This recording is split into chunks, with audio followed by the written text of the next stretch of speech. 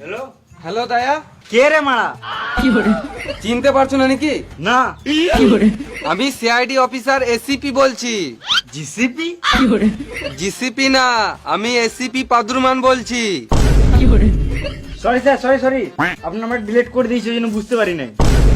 আমার নাম্বারটা ডিলিট করেছে কেন? সিআইডি তো বাজার শেষ, আপনি তো আর কাজও দিচ্ছেন না, আপনার নাম্বারটা রেখে কি বাল ছিঁড়বো? বেশ বেশ, আমার নাম্বারটা সেভ করে নাও। আমি নাম্বার তো সেভ করে নেবো, কিন্তু আপনি কি গান মারতে ফোন করেছেন সেটা তো আগে বলুন। একটা কাজ পেয়েছি। আমার এখন আপনার বাল ছাল কথা শোনার মতো টাইম নাই।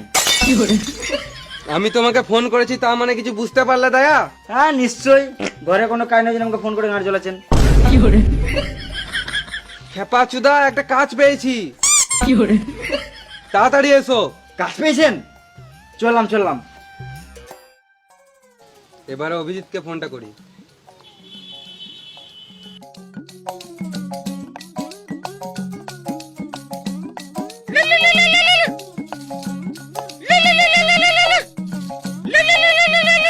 হ্যালো হ্যাঁ স্যার বলুন। স্যার, ও সরি স্যার, সারাদিন ছাগল গরু চড়ে চড়ে শুধু মাথায় ছাগল গরুই ঘুরছে। কাজ পেয়েছি, তাড়াতাড়ি এসো। আমার কাছে কাজের কোনো অভাব নাই, আপনি ছাগল গরু চড়াবেন তো আসুন।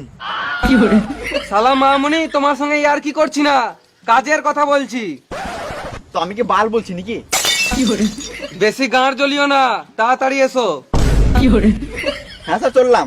হুম, হ্যালো স্যার হ্যাঁ হ্যাঁ বলো। খাবেন বুন্দে? হ্যাঁ নিশ্চয়ই। তাহলে বাটিল নিয়ে চলে আসুন ছাগলের পুন্দে। আর তুমি খাবে নাকি ল্যাংচা? হ্যাঁ বললে তো হবে না, ঘুরি আমাকে চেটে দেবে। খাবে নাকি? না।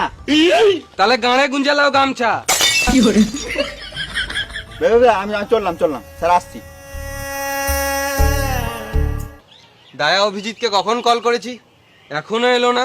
আজকে মনে হয় কেসটা আর হ্যান্ডেল মারা হবে না।